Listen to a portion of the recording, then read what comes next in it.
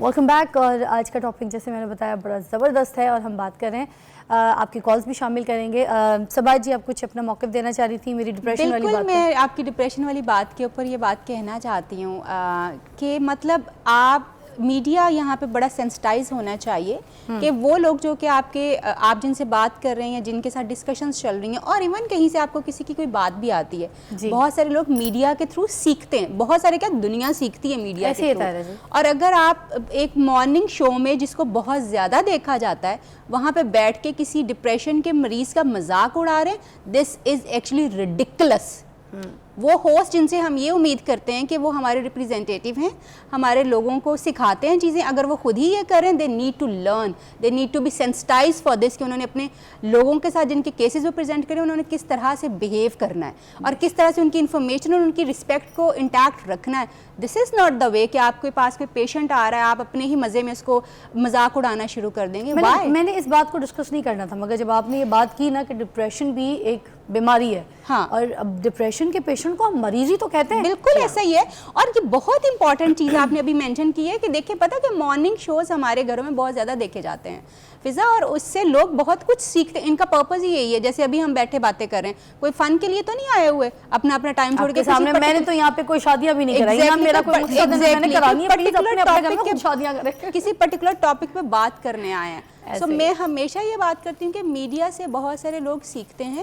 سو ہمارے ہوسٹ جو بہت پڑھے لکھے ہیں, بڑے سیولائزڈ ہیں ماشاء اللہ, they really need to be sensitised as well کہ انہوں نے کسی بھی جو ٹراما ہے, کوئی بھی پرابلم آ رہا ہے, کوئی بھی کیس سامنے آ رہا ہے, اس کو رسپونڈ کیسے نہ کہ کسی بیمار کو بٹھا کے اس کا مذاق اڑانا. کوئی شک نہیں. اچھا, ٹاپک کی طرف آتے ہیں. ہماری زبردست ڈاکٹر ثنا نذیر جو ہیں, ان سے بھی بات کرنا چاہوں گی اس بارے میں کہ بیکاز شی از گائنیکالوجسٹ, تو کون کون سے ایسے ٹیسٹ ہیں جو آپ کو لگتا ہے ضروری ہونے چاہیے شادی سے پہلے, اور کیا لوگ ٹیسٹ کرواتے ہیں بچیوں کے, اپنے بیٹوں کے؟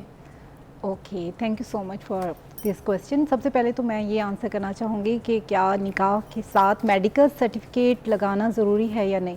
ایتھیکلی ایز اے ڈاکٹر تو میں کبھی بھی اس کو سپورٹ نہیں کروں گی, کیونکہ اٹس سو پرسنل.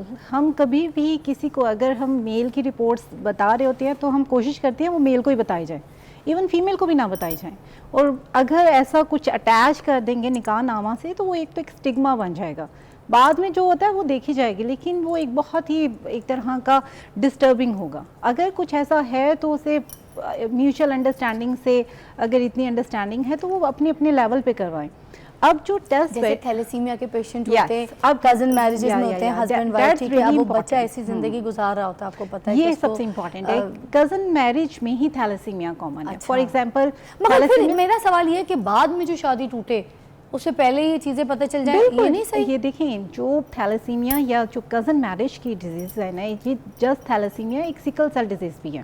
یہ دونوں ایسی پرابلم ہیں کہ اگر میل اور فیمیل دونوں وہ جسٹ کیریئر ہوں گے اور ان میں کوئی سمٹم نہیں ہوں گی اگر ان کی سیم فیملی ہے, اگر ان میں یہ پرابلم چل رہی ہے. تھیلیسیمیا اگر ایک دوسرے کے ساتھ شیئر نہیں کرتے, شیئر ڈیفینیٹلی وہ نہیں کر رہے, لیکن جب ان کی شادی ہوتی ہے تو وہ دونوں کیریئر ہوتے ہیں, ان کی اپنی کوئی سمٹم نہیں ہوتی, لیکن جب شادی ہو کے بیبی ہوتا ہے تو وہ پراپر ڈیزیز کے ساتھ ہوتا ہے. رپورٹ میں تو رزلٹ آتا ہے نا, یہ رپورٹ میں. اور ایسے لوگوں کی, ایسی فیملیز میں ڈیفینیٹلی اسکریننگ ہونی چاہیے اور کبھی بھی شادی نہیں کرنی چاہیے. آپ کو پتہ ہے تھیلیسیمیا کے پیشنٹ کتنے, اب دیکھیں میں آپ کو ایگزامپل دیتی ہوں, وہ جو بیبی ہے اسے ہر مہینے بلڈ لگتا جاتا ہے, بریک ڈاؤن ہوتی ہے. میں بٹھاتی ہوں نا کتنے لوگوں کو جا کے لے کر آتی ہوں, اتنے لوگوں کو بٹھاتی ہوں, ان کے بلڈ ڈونیٹ کے لیے مانگ رہی ہوتی ہوں, خدا کے لیے کوئی مدد کر دے. اب دیکھیں اگر کوئی اسکریننگ نہیں کرائیں گے, ایک دوسرے کے ساتھ شیئر نہیں کریں گے, میرا سوال یہ پھر کیسے پتہ چلے گا کہ بھائی یہ ایشو جو ہے یہ اگر بڑھ گیا اور آگے اولاد نہیں. اسکریننگ نہ کروائیں, اسکریننگ کروائیں, لیکن وہ جو ایک بات ہے نا نکاح نامہ کے ساتھ میڈیکل سرٹیفکیٹ اٹیچ کرنے کی, وہ تھوڑا سا, کیونکہ وہ تھوڑا سا آپ کے خیال میں ایک دوسرے کے ساتھ شیئر کرنا چاہیے کہ یہ مسئلہ ہے مجھے اسے, یہ تو ڈیفینیٹلی بہت امپورٹنٹ ہے. اگر ایک فیملی میں ہو رہی ہے اور ان کا ہے کہ ان کی فیملی میں تھیلیسیمیا چل رہا ہے, سکل سیل ڈیزیز چل رہی ہے, وہ تو ایک بیبی جو پیدا ہوتا ہے, وہ ایکچولی بیبی جب ہو جاتا ہے اسے تو ایک آپ کہہ لیں کانٹا بھی لگتا ہے تو ماں باپ کی جان نکل جاتی ہے. سنا دیکھیں نارمل کیا ہوتا ہے, کسی کو گردے کا بھی مسئلہ ہے نہیں بتائیں گے, کسی کو شوگر کا مسئلہ ہے نہیں بتائیں گے, ٹھیک ہے, چھپا لیتے ہیں.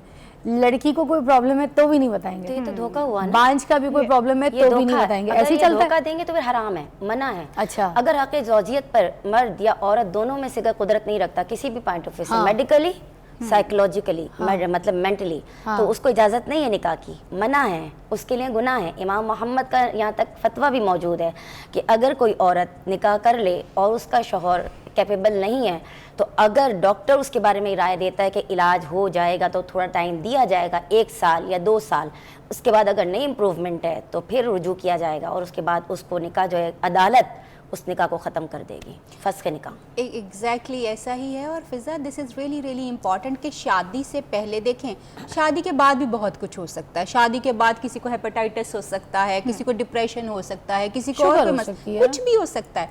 But if it is before the शादी, पहले से अगर चीज़ें मौजूद हैं और आपको पता है, तो आपकी ethical, religious and even legal responsibility बनती है इस चीज़ के बारे में बताना कि दीज आर माई करियर, यानी मैं इस चीज़ के लिए कैरियर हूँ और मेरे ये प्रॉब्लम। और अगर आप नहीं करते तो then you can take even legal actions against this things. ले सकते हैं, बिल्कुल। इवन बहुत सारे लोग जो कि HIV, सॉरी डॉक्टर साहिबा मैं आपके बता रही हूँ क्योंकि मैं खुद HIV स्पेशलिस्ट हूँ, मेरी PhD HIV में। अच्छा, तो मैं अगर HIV का आपका स्टेटस है, HIV के बारे में ये बात कही जाती है कि we as the professional can not talk about it, हम नहीं बता सकते।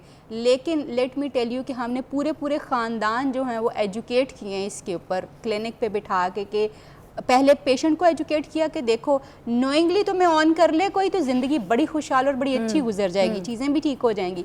मगर अगर तुम अननोइंगली कर रहे हो, उसको बता नहीं रहे हो, तो तुम क्राइम कर रहे हो। अच्छा, HIV टेस्ट से ये पता चल जाता है कि ये जो ख़तरनाक वायरस है ये दूसरे ख़ानदान में उस बंदे में जो है मुंतकिल नहीं हो या हो जाए, ये उसका पता पहले बेबी में भी ट्रांसमिट हो सकता है। बेबी में भी और उसका बहुत अच्छा ट्रीटमेंट अवेलेबल है। अगर आप बिफोर मैरिज ये टेस्ट करवा लेते हैं तो आपके पास एक सोल्यूशन है। फॉर एग्जांपल थैलेसीमिया अगर आप ट्रेट है तो आप दोनों की चेक हो जाती है, तो आप जरूरी नहीं कि वहीं शादी करें। अच्छा, आप ऐसी जगह शादी करें जिनकी जो पार्टनर है उसका ट्रेट ना हो, उनको कैरी ना करता हो। मोस्टली खानदान देखते हैं ना, वेल्थ, हेल्थ, लड़का, तालीम सब कुछ अच्छी मिल जाए तो दूसरा ऑप्शन नहीं देखते। बाद में वो जो आप कह लें कि फीमेल हैं उनके बहुत हेल्दी बेबी हो सकते थे अगर वो किसी और से मैरिज कर लेते। तो उसमें सोल्यूशन है। तो एक ये प्रोएक्टिव एक तरह की आपके स्क्रीनिंग टेस्ट से आपको पता चल जाता है। आप उनके लिए अगर आपको हेपेटाइटिस है बी स्पेशली, वो भी बेबी में ट्रांसफ़र हो सकता है। अगर आपको पता है तो आप टाइमली उसकी जो है बेबी का भी ट्रीटमेंट देते हैं जब बेबी डिलीवर होता है, और सब कुछ आप बेबी को भी प्रोटेक्ट कर सकते हैं। For example liver diseases, hepatitis B का भी एक बहुत बड़ा रोल है और जो यहाँ पर ट्रांसमिट होता है। और ये सिर्फ यही नहीं कि HIV, B, C, ये शेयर्ड नीडल की वजह से, हमारे यहाँ तो इनकी ट्रांसमिट के डिफरेंट तरीके हैं।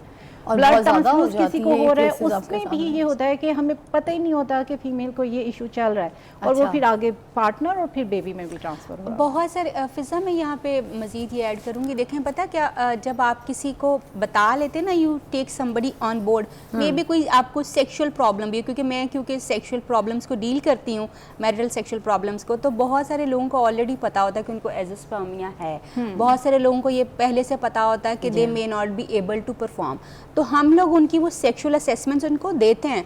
बहुत सारे टाइम पे ये कहा जाता है कि आप बिफोर द मैरिज जो है प्री मैरिटल काउंसलिंग जो होती है, प्री मैरिटल असेसमेंट्स जो होती हैं, ये रीइंफोर्स की जाती हैं और गवर्नमेंट इवन इसको सपोर्ट करती है। यस, जो एक चीज़ है जहाँ पे हम ये बात करते हैं कि जी ये चीज़ जो है ना, एक सर्टिफिकेट निकाह नाम के साथ, that's we are not there yet, अभी हम इस पॉइंट पे नहीं है, लेकिन असेसमेंट्स, काउंसलिंग वगैरह सारा कुछ रीइंफोर्स होता है और ये होना चाहिए। वाई? बिकॉज आप लोग कहती हैं it's very important to have it. really important, there is no question about it। और ये होना चाहिए यही नहीं है, आप ब्लड ग्रुप भी दोनों का पता होना बहुत इंपॉर्टेंट है। फॉर एग्जांपल अगर मदर का बेबी मदर का ब्लड ग्रुप नेगेटिव है और पार्टनर का, हस्बैंड का पॉजिटिव है, तो टिपिकल ऐसा होता है कि अगर बेबी पॉजिटिव हो तो वो बेबी कभी कभार एबनॉर्मल हो जाता है और वो डिलीवरी के बाद और डिलीवरी के बाद डेथ भी हो सकती है। देखिए सना, यहाँ पर तो मोस्टली होता है कि आप किसी से पूछे ना व्हाट्स योर नेम, वो फौरन अपना नाम बता देगा, ठीक है,